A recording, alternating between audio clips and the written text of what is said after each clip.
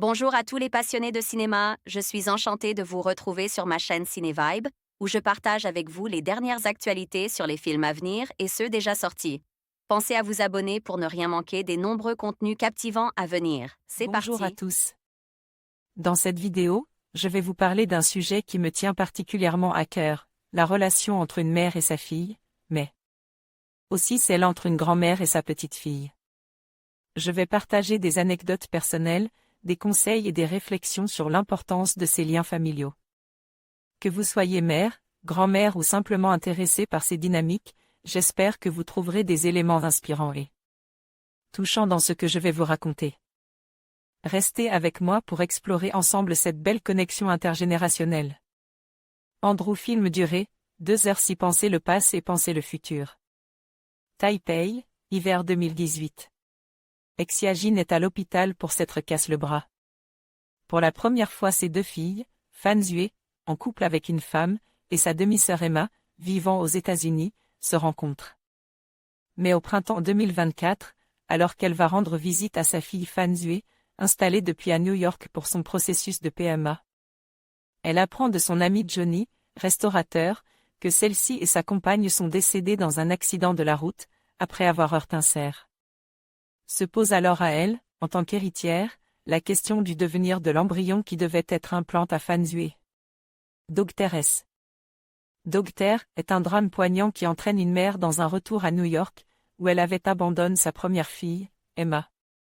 À l'âge de 16 ans, avant de se marier à Taïwan et d'avoir une seconde fille, Fan Zue. Un voyage qui, au-delà de la question du deuil de cette deuxième fille qu'elle avait tant de mal à comprendre, va l'obliger à se confronter. Non seulement à son passé, puisque sa première fille vit encore ici, mais aussi à une forme d'avenir, la seconde laissant derrière. Elle et sa compagne un embryon prêt à être implante, dont elle devient la propriétaire, gardienne légale. D'une approche administrative que d'aucuns trouveraient abrupte, laissant à Exia-Jin 4 options, la scène du rendez-vous, accompagnée de sa première fille, est particulièrement clinique et frontale, le récit bascule vers nombre de questions intimes qui tourmentent la mère. Subtil et avare en effet dramatique, Dr. S. Dr. interroge ainsi de manière frontale sur la nature d'être vivant de l'embryon, traite par un simple plan sur la salle du douloureux enterrement, et symbolise un temps suspendu par des plans récurrents. Sur Exia-Jin, assise à manger derrière la vitrine de son deli préfère.